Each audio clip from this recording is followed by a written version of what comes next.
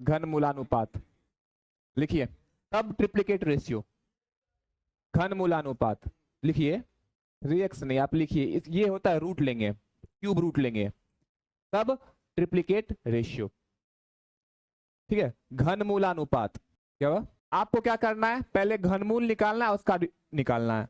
यदि A ratio B, cube root of A, सब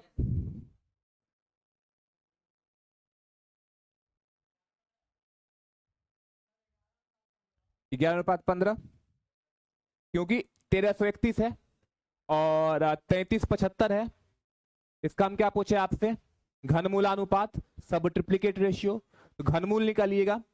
1331 का जो घनमूल होता है वो होता है 11, क्यों, क्योंकि 11 का क्यूब जो होता है वो होता है 1331, तो इसका आप लीजिएगा, ये कितना हो जाएगा, 11 रेशियो, हाँ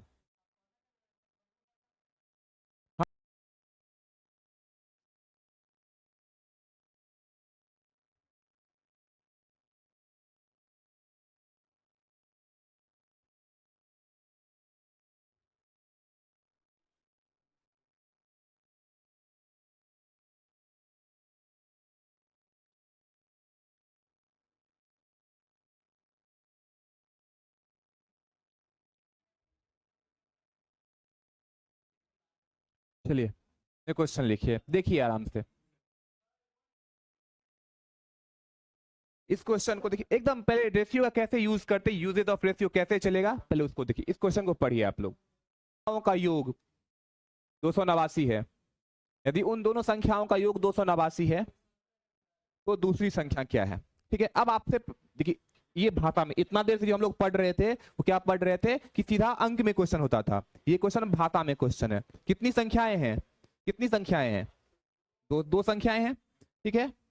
अगर दो संख्याएं हैं, पहली संख्या कितनी है और दूसरी संख्या कितनी है। एक तरीका ये होता है, पहला तरीका ये कहता है कि आप ना 8 है 9 है तो दोनों में समान संख्या से गुना करके कोई फर्क नहीं पड़ता है, अगर रेशियो में समान संख्या से गुना किया जाए तो कोई फर्क नहीं पड़ता है। तो ये अगर 8 है 9 है, आप इसको मान लीजिए 8x और इसको मान लीजिए 9x, ठीक है। इसको मान लेते हैं 8x और इसको मान लेते हैं 9x, तो 9 8 कितना हो गया। अच्छा जोड़ क्यों रहे, यहां पे क्या दिया हुआ है, पढ़िए, योग, योग, योग है ना, दो संख्याओं का क्या दिया हुआ है, योग, तो हम भी क्या करेंगे, दोनों संख्याओं को जोड़ देंगे। यहां पे ये कितना है 8x और यहां पे ये कितना है, दोनों को जोड़ दीजिए, 9 8 17x बराबर कितना दिया हुआ है 289, यहां से 17, x बराबर कितना हो गया 17, यहां तक कोई दिक्कत। x बराबर, आपसे कौन सी संख्या पूछा गया है, कौन सी संख्या पूछ रही है आपसे, दूसरी संख्या कौन सी है, ये वाली ना, 17 गुना 9, 17 9 में 153, कोई प्रॉब्लम, लेकिन ऐसे नहीं बनाते हैं, ठीक है ना, हाँ ऐसे नहीं बनाते हैं, ठीक है। हम लोग x का यूज नहीं करेंगे, x बहुत खतरनाक चीज है, x को जाने दीजिए, ठीक है।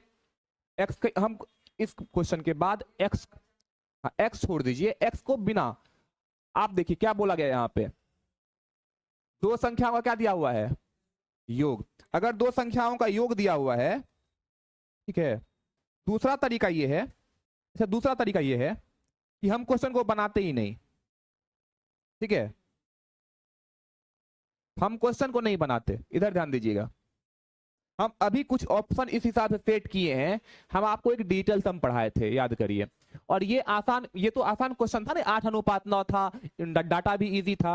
अगर 8:9 होता, ठीक है, और हमको निकालनी कौन सी संख्या है, दूसरी संख्या, दूसरी संख्या, दूसरी संख्या क्या है 9, तो 9 का कोई ना कोई मल्टीपल होता, आंसर भी दूसरी संख्या का रेशियो यहाँ पे कितना दिया हुआ है 9 दिया हुआ है ना, तो जब भी वो संख्या निकलता, क्योंकि रेशियो में क्या है 8 और 9, तो 9 का कोई ना कोई मल्टीपल आएगा, क्योंकि दूसरी संख्या पूछी जा रही है, तो दूसरी संख्या अगर पूछी जा रही है तो पहला संख्या किसका मल्टीपल आएगा 8 का, पहला संख्या अगर हमसे पूछा जाता तो किसका मल्टीपल आता 8 का मल्टीपल आता। दूसरा संख्या किस अगर पूछा जा रहा है तो वो किसका मल्टीपल आएगा? 100% 9 का मल्टीपल आएगा। और हम आपको डिजिटल सम में ही यही सिखाए थे कि जो संख्या 9 से कटती है उसका डिजिटल सम 9 होता है हमेशा। जो संख्या 9 से कटती है उसका डिजिटल सम कितना होता है? 9 होता है। अगर 9 होता है यहाँ पे कितना डिजिटल सम है? 2 1। ये तो हो ही नहीं सकता है, ठीक है। क्या ये हो सकता है? नहीं। ये हो सकता है? नहीं। ये हो सकता है? नहीं। यही दे रहा है, यही आंसर है हमारा। एक तरीका ये है डिजिटल सम, ये बहुत इंपॉर्टेंट है रेशियो के क्वेश्चंस में। और भी विभाज्यता का नियम सीखेंगे ना, अभी जितना सीखा है पहले उसको सीखिए। जो हम बता रहे हैं जितना पता है उसको पहले पकड़िए। बात नहीं, डिजिटल सम नहीं, ये सिर्फ 9 में लगता है। डिजिटल सम बार बार कह रहे हैं, डिजिटल सम सिर्फ 9 के लिए यूज किया जाता है और किसी के लिए नहीं, ठीक है। हम 8 का मल्टीपल ढूंढेंगे। 8 का मल्टीपल अगर पहला पूछता, अगर पहली संख्या पूछी जाती, 115 नहीं होता, 8 से नहीं कटता है। 153 8 से नहीं कटता है। 125 8 से नहीं कटता है। 15 अगर पूछा जाता, लेकिन ये तो हम उस हिसाब से ऑप्शन सेट किए, 8 का मल्टीपल हम लोग ढूंढते हैं, ठीक है। चलो दूसरा तरीका ये है, एक और तरीका ये है कि आप लिखिए पहली संख्या और दूसरी संख्या। इस तरीके को सीखिएगा, आगे बहुत यूज आएगा। एक्स का यूज हम लोग नहीं करेंगे, ठीक है।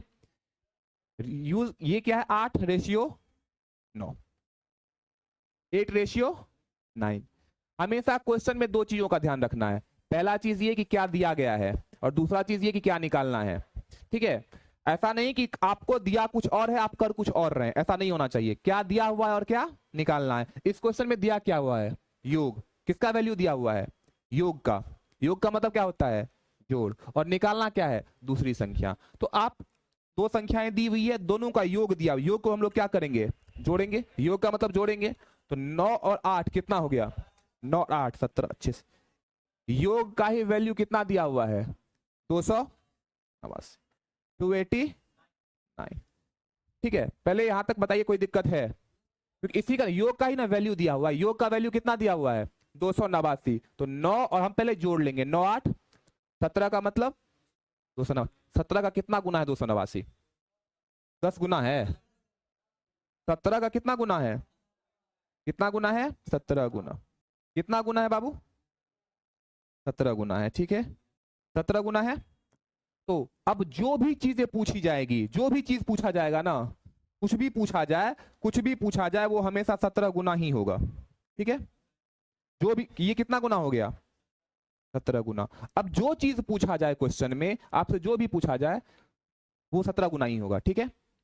ये 8 है, कितना गुना कर देंगे?